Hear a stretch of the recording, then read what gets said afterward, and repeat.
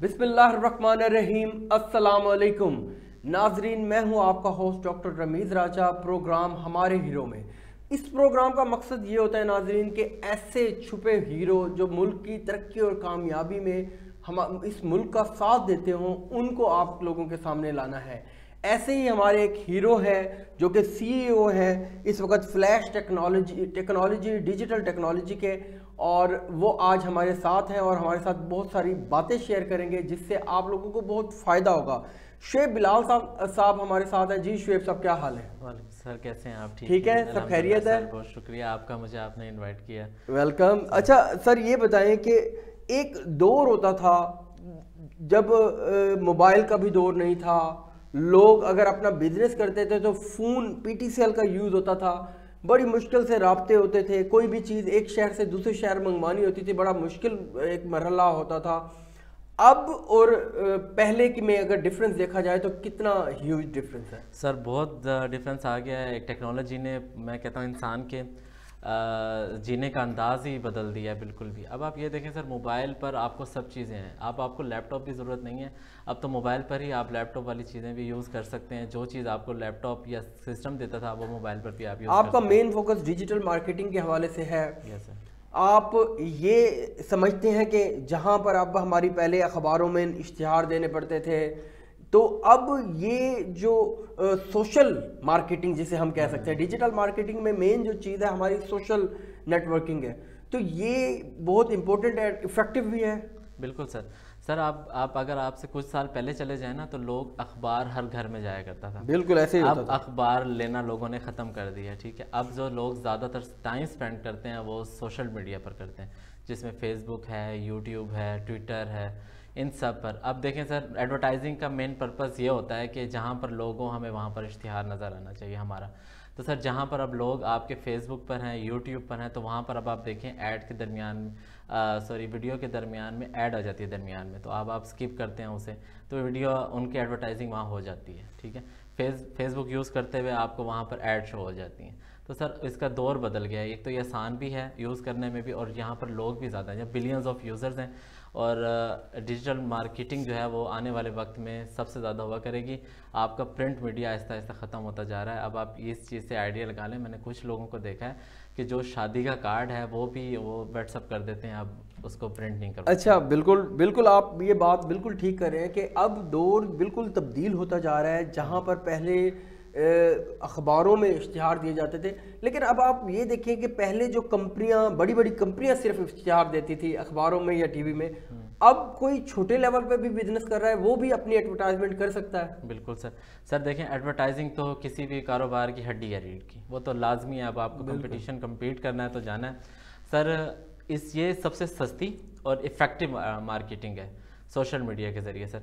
अब आप एक पेज बनाएं, अपना जो भी आप बिज़नेस कर रहे हैं उसको प्रमोट करने पर लगा दें, एडवर्टाइजिंग करना शुरू कर दें सर। पहले एड्स बनती थी टीवी की, बड़ी बड़ी ऐड इश्तिहार बनते थे, फिर वो बड़े बड़े रोड्स पर लगते थे। अब वो दौर सर आहिस्ता आहिस्ता कम होता जा रहा है सर। मैंने अभी रिपोर्ट पिछले दिनों पढ़ी है कि 24% लोग रह गए हैं जो टीवी देखने वाले हैं। 76% जो है वो आपका यूट्यूब पर कोई भी इफेक्टिव वीडियो देखनी है उन्होंने वो यूट्यूब से देखनी है, वो आप टीवी ही नहीं देखते। यानी अगर ड्रामे भी देखने हो, तो आजकल वाकई ऐसे ही होता है कि पहले ये होता था कि आप रिस्ट्रिक्ट होते थे, एक मुकर्रर वक्त में आपने वो ड्रामा देखना है, अगर वो स्किप हो गया तो वो गया सर। लेकिन अब जाहिर सी बात है यूट्यूब का दौर है, तो अगर आप कहीं पे बिजी भी हैं तो जब आपको टाइम मिलेगा वो किस्त आप निकाल के देख सकते हैं सर। और दूसरा, आपको एक टीवी पर एक टाइम तक बैठना पड़ता था कि आज 8 बजे या 9 बजे जो टाइम है उसी के टाइम पे ही आपने बैठना है, और दरमियान में आपको 30 मिनट का अगर एक ड्रामा आप देख रहे हैं उसमें 15 मिनट की तो ऐड आ जाती थी जो आपको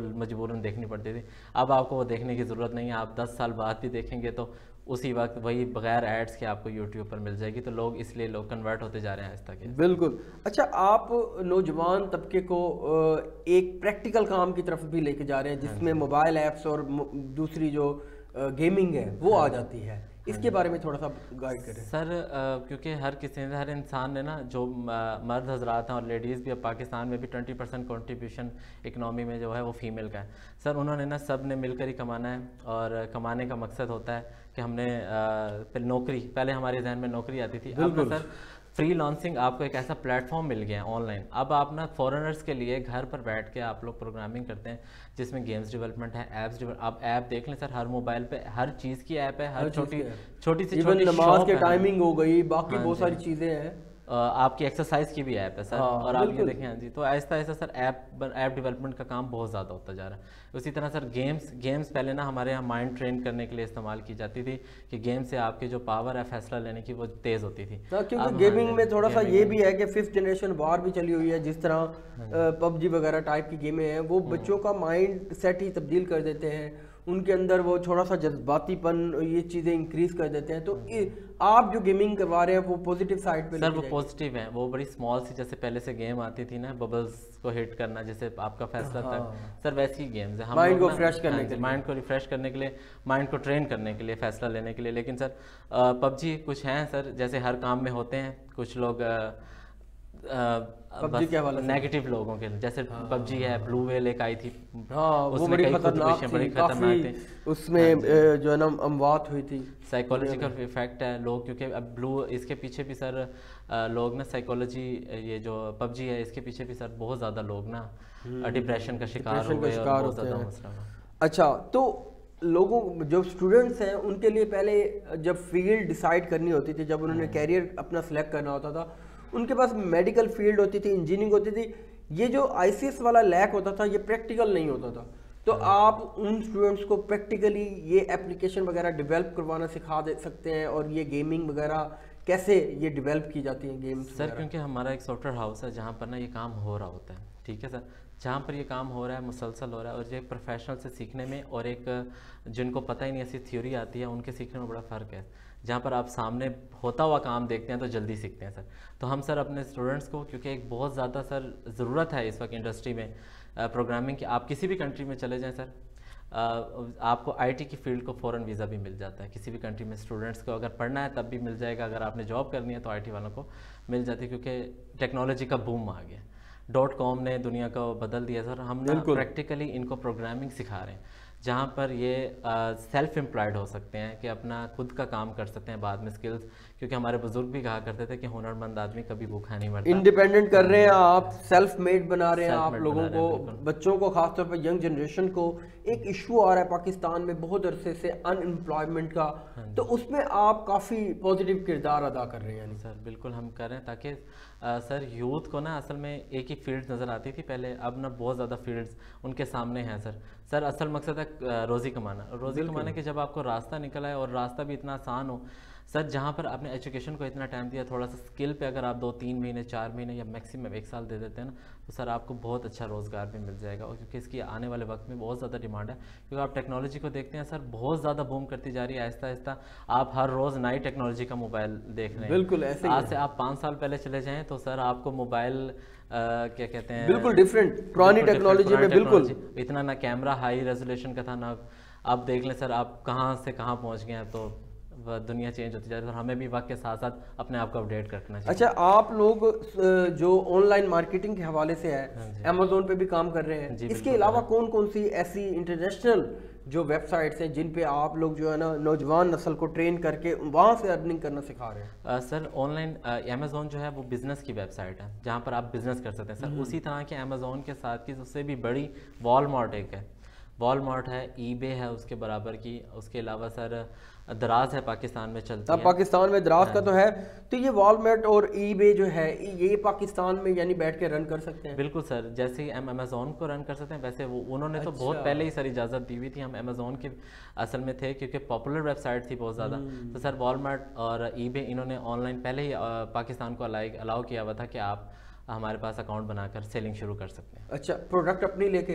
सर प्रोडक्ट अपनी भी ले सकते हैं, ड्रॉप शिपिंग भी कर सकते हैं, डिफरेंट आप होल सेलर के भी कोई प्रोडक्ट सेल कर सकते हैं। हाँ, जबकि अमेज़न में अभी ये काफ़ी सारी फैसिलिटीज इस तरह की नहीं आई सर अभी। आप अपनी प्रोडक्ट नहीं इंटरनेशनल मार्केट में अभी लेके जा सकते सर पाकिस्तान से अगर आपको लेकर भी जानी है तो सर वही खर्चा आ जाता है जो पहले एक्सपोर्ट पर ही आता था, क्योंकि आपने भेजनी बाहर है। जब बाहर भेजनी है तो उस पर खर्चा ज़्यादा आ जाता था। ये तभी फायदा होगा जब अमेज़न के यहाँ पे ऑफिस बनेंगे और प्रॉपर जो है ना वो बनेंगे। सर पाकिस्तान में आ जाने का इसका आसान ये है, यानी कि आपको काम करने में आसानी तब होगी जब ये आप अमेज़ॉन से शॉपिंग भी करेंगे, यानी कि बायर्स भी यहीं के होंगे। अभी आपके बायर्स हैं इंटरनेशनल, तो आपको वहाँ से यहाँ से चीज़ बाहर पहुँचाने में टाइम, यानी अमेज़ोन का मुकम्मल तौर पर कन्वर्ट होना फ़ायदेमंद है कि हमें बाहर की इंटरनेशनल मार्केट से भी अगर कोई चीज़ चाहिए वो हम डायरेक्ट परचेज कर सकते हैं अमेज़ोन से, और हमें पाकिस्तान के अंदर से भी कोई चीज़ वाया अमेज़ोन चाहिए तो हम ले सकते हैं सर। क्योंकि सर हमें पता है कि बाहर की प्रोडक्ट्स ज़्यादा, इनके वेयर हाउस अभी बनने हैं, अभी बड़ा टाइम लगेगा सर। अभी इजाज़त हो गई, गवर्नमेंट ने इजाज़त दे दी, अभी हर सिटीज़ में ये लोग ऑफिसेज बनाएंगे, वेयर हाउसेज बनाना है उसके बाद सर। लेकिन ये ना देर का कोई नहीं है, ये आने वाले चंद महीनों की बात है सिर्फ, और लोगों को चाहिए जितना जल्दी हो सके वो सीख लें ये सारी चीज़ें। सर जब दराज आया था लोग उस पर इतना ध्यान नहीं देते थे। जब पाकिस्तान में ये लॉन्च हो चुका, चाइना की कंपनी अलीबाबा ने इसे परचेज कर लिया, दराज को, तो सर उस वक्त ना लोग कहते थे काश में दराज पर सेलिंग शुरू कर देता, क्योंकि सर पहले बना लिया। अब सर जो पहले सीख रहे हैं वो अमेज़ोन के आते ही पाकिस्तान पे काम शुरू कर देंगे फौरन। तो दराज में अब कोई भी शॉप बनाना मुश्किल है? नहीं सर, दराज में इतना ही आसान है, यूँ समझ लें आप ना जैसे खाना खा के 10 मिनट में आते हैं उतनी देर में शॉप बन जाती है। अच्छा, बहुत आसान है, यानी आप कोई भी प्रोडक्ट लेके आप बैठ के सेल कर सकते हैं सर। सिर्फ आपको सेलिंग की टेक्निक्स आनी चाहिए बस। अच्छा। आपको दराज हर वक्त अलाउ करता है सर, आपकी प्रोडक्ट आप दराज पे जाएंगे, उनके वेयर हाउस को दे आएंगे, बस इतना सा काम है। पैसे लेकर आपके अकाउंट में पहुंचाना ऑनलाइन का काम है। ऑनलाइन मार्केटिंग भी इसमें आ जाता है, ऑनलाइन आप लोग जो है ना ट्रेनिंग भी दे रहे हैं, तो आप ये स्पेसिफाई कर सकते हैं कि इसमें किस तबके के और किस जेंडर के लोग स्पेसिफिक काम कर सकते हैं? सर इसमें ना जेंडर भी कोई नहीं है, लिमिटेड फीमेल्स हैं जो 8-8, 10-10 लाख रुपए कमा रही हैं। अच्छा, वो जो घर से बाहर नहीं जाती सर, वो कॉस्मेटिक्स की चीज़ें हैं, उनकी जो स्पेसिफिक चीज़ें हैं फीमेल्स की, वो सेल करती हैं, जिनको उनका हाव ना होता है। अच्छा। वो उसको सेल करती हैं सर। दराज पर कई ऐसी स्टोरीज हैं जहाँ पर आप लाखों रुपए की इनकम है, घर पर बैठ कर उन्हें पता होता है कहाँ से ये चीज़ सस्ती मिलती है, वो दराज पर जाके सेल कर देते हैं। सिंपल सर, इतना ही आसान है जितना आप शॉप जाना। सर देखें, शॉप बनाने में आपको पहले जगह लेनी है, फिर आपको उसकी डेकोरेशन करनी है, फिर आपको उसके ऊपर माल रखना है। दराज में ऐसा कुछ नहीं है। जब तक गाहक अट्रैक्ट होके नहीं आएगा आपका, और यहाँ पे जो डिजिटल हर वक्त मोबाइल में लोग देख रहे हैं, तो ये मतलब डिजिटल दौर की तरफ जितनी जल्दी हो सके लोगों को कन्वर्ट हो जाना चाहिए। सर एक रिपोर्ट है कि आने वाले चंद सालों में आपकी शॉप्स 70% कम हो जाएंगी, लोग ऑनलाइन पे कन्वर्ट हो जाएंगे। क्योंकि सर आपको कोई चीज़ ढूंढनी है ना, आपको फिजिकल दुनिया में उसको मुश्किल से ढूंढती है। कैसे? आपको एक एक शॉप देखनी पड़ेगी, मेरी पसंद की चीज़ नहीं मिली। यहाँ पर आपने मैंने एक शर्ट भी देखनी है, मैं दराज पे जाके शर्ट लिखूंगा, सारी हज़ारों के हिसाब से शर्ट सामने और उनके रेट भी सामने आ जाएंगे। तो ढूंढने में भी आसानी, लेने परचेज करने में भी आसानी, और आप दराज ने भी आपको ये अलाउ कर दिया। लेकिन यहाँ पे थोड़ा सा इशू ये भी आता है कि थोड़ा सा ना स्टफ़ का आइडिया नहीं होता, थोड़ा सा ये नहीं होता कि ऑनलाइन कोई चीज़ मंगवाते हैं और आती कुछ है, तो ये थोड़ा सा प्रॉब्लम रहता है पाकिस्तान में। सर वो ना दराज पे तो अब रिटर्न की पॉलिसी है, अब ये बहुत अच्छी पॉलिसी उन्होंने बनाई है। हाँ। और दूसरा ना सर, आप रिव्यूज़ बड़ा मैटर करते हैं किसी भी ऑनलाइन जब हम परचेजिंग करते हैं ना। कुछ लोग ये भी कहते हैं कि वो जो है ना फेक रिव्यूज़ डाल दिए जाते हैं, अपने ही दोस्तों को कह दिया जाता है कि पॉजिटिव रिव्यूज़ डालें मेरी प्रोडक्ट के हवाले से, तो इस हवाले से भी दराज काम करती है। सर इसके दराज ना वेरीफाइड जो परचेज़र होता है सिर्फ उसी का ही रिव्यू अलाउड करती है। पहले होता था कि कोई भी जाके रिव्यू देता था, अब ऐसा नहीं है, अब जो वेरीफाइड होते हैं सिर्फ उन्हीं को अलाउ करती है। अच्छा, तो यानी कोई भी अगर ऑनलाइन परचेजिंग करता है दराज पे, पहले वो रिव्यूज़ देखे और देखिए कि वो शॉप कितने स्टार लिए खड़ी है और कितनी वैलिड है, कितना उसके कितने अरसे से ये काम कर रही है, तो फिर वो चीज़ परचेज करे। तो दराज उन लोगों को क्यों नहीं बैन करता जो लोगों को धोखा देते हैं, दिखाते कुछ है, या जिनकी रिटर्न पॉलिसी ज़्यादा होती होगी? हाँ जी सर वो ना दराज ने अलाउ किया हुआ है रिटर्न का, उसके अलावा ना कस्टमर को कंप्लेन का भी ऑप्शन दिया हुआ है। आप जब कंप्लेन करते हैं ना तो दराज 2 या 3 वार्निंग के बाद उसे बंद कर देता है। तो ये वाला ऑप्शन है कि अब प्योर प्रोडक्ट, लेकिन अभी तक फेसबुक पे ये इश्यूज आ रहे हैं। हाँ, इसके अगेंस्ट कोई अभी तक वो सिस्टम नहीं बना। सर जो समझने वाले हैं ना, जो फेसबुक पे एड्स आ रही होती है ना, उसको देखते हैं, उनको देखने के बाद उनके देखते हैं कमेंट्स लोगों ने क्या कहा, कुछ ना कमेंट्स हाइड कर देते हैं, जिससे उनको पता आइडिया हो जाता है कि ये जो है ये फेक है। बहुत सारे लोग अभी भी धोखा खा रहे हैं फेसबुक वगैरह से, और वो जो एड्स आई होती हैं वो एड्स की भी भरमार होती है फेसबुक पे, और वो लोग कमेंट्स भी देखते हैं, लोग उन कमेंट्स को बाद इग्नोर करके वो प्रोडक्ट मंगवा लेते हैं, और बाद में वो प्रोडक्ट और राब्ता भी कोई नहीं होता, वापस कोई भी उसका वो नहीं होता। सर उसमें ना आसान है तरीका ये कि आप ना जब भी कोई चीज़ परचेज़ करनी हो ना, तो डाउट अगर आपको आ गया ना तो ना परचेज़ करें। किसी भी किस्म का डाउट है ना कि अगर आपको कोई चीज़ सस्ती मिल रही है, उसकी एक्चुअल प्राइस है, मिसाल के तौर पे आपको 500 वाली घड़ी 300 रुपए की मिल रही है, लोग समझदारी नहीं करते। बिल्कुल ये वाला पॉइंट आपने बिल्कुल ठीक कहा है कि अगर आपको पता है कि ये चीज़ मार्केट में 1000 की है और वो आपको 300 की दे रहा है, तो वो कैसे दे रहा है? नामुमकिन चीज़ है। अगर आप उसकी बातों में फिर भी आते हैं तो आप अपने साथ खुद धोखा करते हैं सर, क्योंकि लालच, जब तक लालची लोग जब तक जिंदा है तो इस तरह के ठग आते रहेंगे। हाँ। क्योंकि अगर आपको कोई चीज़ सस्ती मिल रही है ना तो उस पर डाउट करना आपका बनता है कि ये कैसे मिल रही है। मैं अगर वॉक करके भी कहीं जाऊँ तो 100 रुपये कम हो सकती है, 200 रुपये कम हो सकती है, आपको 5000 वाली चीज़ 2000 में मिल रही है, ये कैसे पॉसिबल है? अच्छा ये बताएं कि कोई भी स्टूडेंट अगर वो स्टार्टअप लेना चाहता है अमेज़ोन से या किसी भी इस तरह के ऑनलाइन मार्केट से, तो वो किस तरह एंटर हो?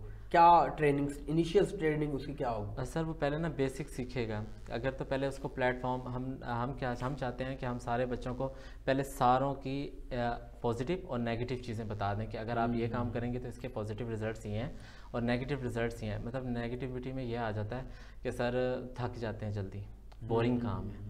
बिल्कुल ठीक है सर, पैसे तो होते हैं लेकिन बोरिंग काम है। आपने अपनी मेंटल भी हेल्थ देखनी है, आपने अपनी फिजिकल हेल्थ भी देखनी, तो उसके बाद उन्हें चूज़ करने दें कि आपने कौन से चूज़ करना है कि मैंने ये वाली प्रोग्रामिंग करनी है, जिस पे ना आप दूसरे लोगों से भी राय लें जो हमारे प्रोग्रामर्स हैं जो काम कर रहे हैं। क्योंकि इसमें ना अर्निंग का कोई छुपाता नहीं है आईटी की फील्ड में ना, जैसे हमारे फिजिकल दुनिया में। मतलब एक बच्चा अगर ट्रेनिंग लेता है आपसे, मतलब स्टार्ट लेता है, यानी जैसे अमेज़ोन में वर्चुअल असिस्टेंट होता है, तो वो बच्चा अर्निंग कितने टाइम में स्टार्ट कर सकता है अपनी? सर अर्निंग हमारे पास ऐसे कई स्टूडेंट्स हैं, मैंने आपको कहा स्टूडेंट के इंटरेस्ट के ऊपर भी, जैसे आपने कहा था डिपेंड करता है। ऐसे कई स्टूडेंट्स हैं सर जो हफ्ते बाद ही अर्निंग शुरू कर देते हैं। अच्छा। क्योंकि सर एक स्किल सीखी, अच्छी तरीके से सीखी, सारा दिन काम किया उस पर, फिर उसकी सर्विसेज देना शुरू कर। जब वो सर्विसेज यानी देना स्टार्ट करेगा तो उसके अंदर ये एबिलिटी आ जाएगी कि वो अर्निंग स्टार्ट कर सकता है। और मेरे ख्याल एक वर्चुअल असिस्टेंट 12 से 15 हज़ार रुपये मंथ स्टार्ट में वो मिनिमम, हाँ जी, 15 से 20 हज़ार रुपये डेली से स्टार्ट हो जाएगा। फिर अपनी 6 महीने और स्किल्स को सीखे, उसके बाद सर उसकी अर्निंग, सर वो ना नेट पर देखते हैं जैसे कि 2 लाख रुपए कमा रहे हैं, 2.5 लाख रुपए कमा रहे हैं, वो इस तरफ आ जाते हैं, माइंडसेट बना कर आते हैं सर। इसी वजह से फेल होते हैं सर। वो कहते हैं मुझे तो इतनी इनकम नहीं। मैं नौजवान नस्ल को भी यही बताना चाहता हूँ कि आप जब सीखते हैं, जब आपकी ट्रेनिंग हो रही होती है एज अ VA यानी वर्चुअल असिस्टेंट, तब भी आपकी अर्निंग होती है 15 से 20 हज़ार रुपये, और आप सीख रहे होते हैं साथ के साथ, यानी आप उल्टा पे करने की वजह साथ के साथ सीख रहे होते हैं। जो बंदा आपको सिखाता है वो आपकी सर्विसेज को यूटिलाइज करता है, ठीक है, लेकिन आपको साथ के साथ सिखाता भी है। वो 15 से 20 हज़ार यानी पर मंथ कमाते हैं। बिल्कुल सर, स्टार्ट में इतना ही होता है, आहिस्ता आहिस्ता से जब उनकी स्किल्स बढ़ती जाती हैं तो अर्निंग भी बढ़ती जाती है। क्योंकि एक बंदा जो जितनी ज़्यादा अच्छी सर्विस देगा, अकाउंट होल्डर उससे उतना खुश होगा और उतना उसकी डिमांड बढ़ेगी। सर बिल्कुल सर। और सर एटलीस्ट हर जो भी वर्चुअल असिस्टेंट या जो भी अमेज़ॉन सीखने वाले हैं वो कम से कम अपने माइंड में ये रखें कि हमने 1 साल बाद उस लेवल पर पहुंचना है जो वो इंटरनेट पर आप देख रहे हैं। अच्छा। उन्होंने कम से कम 1 साल उन्हें लग जाएगा कि हाँ अर्निंग शुरू हो जाएगी, लेकिन जो लेवल आप चाह रहे हैं वो 1 साल बाद आएगा। यानी ये बच्चे अगर ये स्टार्ट कर देते हैं ICS के बाद, हाँ जी, इंटरमीडिएट के बाद, क्योंकि बेसिक आती होती है इनको, बेसिक आती होती है, तो 1 साल के अंदर अंदर वो 2-2.5 लाख वाली पोजीशन पे पहुंच जाएंगे सर इंशाल्लाह। 2.5। और सर ये सिर्फ अमेज़ॉन नहीं है सर, आप किसी भी प्रोग्रामिंग, किसी भी आप वेब डेवलपर भी 2-2.5 लाख रुपए कमा लेता है। अच्छा। गेम्स डेवलपमेंट भी 2-2.5 लाख रुपए कमा लेता है। तो सर ये कोई भी फील्ड है। मैं एक फ़ीमेल को जानता हूँ जिन्हें पिछले साल मई 2020 में उन्होंने शुरू किया था, और सर तकरीबन 1 साल के अंदर वो 3.5-4 लाख रुपए हर महीने अभी भी कमा लेती हैं। वो प्रोग्रामिंग की हैं, वो प्रोग्रामिंग करती हैं। आप ये तो यानी हमारा जो फीमेल तबका है वो भी इससे फ़ायदा उठा सकता है और इतनी हद तक फ़ायदा उठा सकता है कि इंडिपेंडेंट रहता है। वरना एक 20 हज़ार की जॉब के लिए भी बहुत ज़्यादा मिन्नतें करनी पड़ती हैं। आपने चाहे MPhil किया हो, चाहे आपने PhD की हो, बड़े मसाइल होते हैं। तो ये बहुत आसान वे है। बिल्कुल ऐसे सर, बहुत आसान है। और ये मैं गारंटेड कह सकता हूँ सर, इंटरनेट की दुनिया में 50,000 रुपये तक कमाना कोई मुश्किल नहीं। अच्छा, तो उनको इंटरेक्शन करना पड़ेगा। हाँ जी, डायरेक्ट आवाम के साथ, सर उनको ना पहले देखना पड़ेगा मैंने कौन सी फील्ड, और पहले माइंडसेट बनाना है। सबसे पहले माइंडसेट बनाना है कि मैंने ये काम करना है। यानी पहला स्टेप जो है वो इंटरेस्ट है, फिर माइंडसेट है, फिर उसके बाद आप जो है ना उस पे डिटरमिनेट रहेंगे।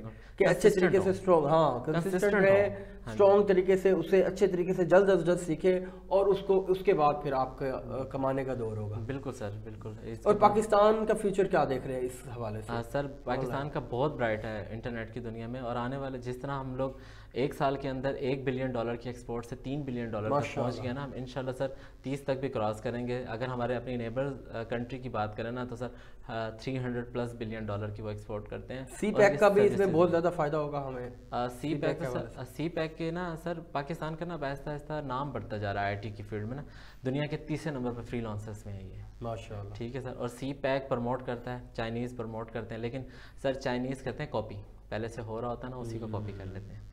तो हमारे यहाँ ना खुद सर हमारे क्रिएटिव माइंड बहुत हैं, क्रिएटिविटी बहुत ज़्यादा है, लेकिन इसको यूटिलाइज़ करना है, इनको सीखना आना चाहिए, प्लेटफॉर्म मिल जाते बस। सर आपको ये आम नज़र नहीं आएंगे, फ्रीलांसर्स बहुत सारे लोग होंगे, अच्छा, लेकिन ये क्योंकि घरों पे बैठ के कर रहे होते हैं तो ये आपको इजीली नज़र नहीं आएंगे।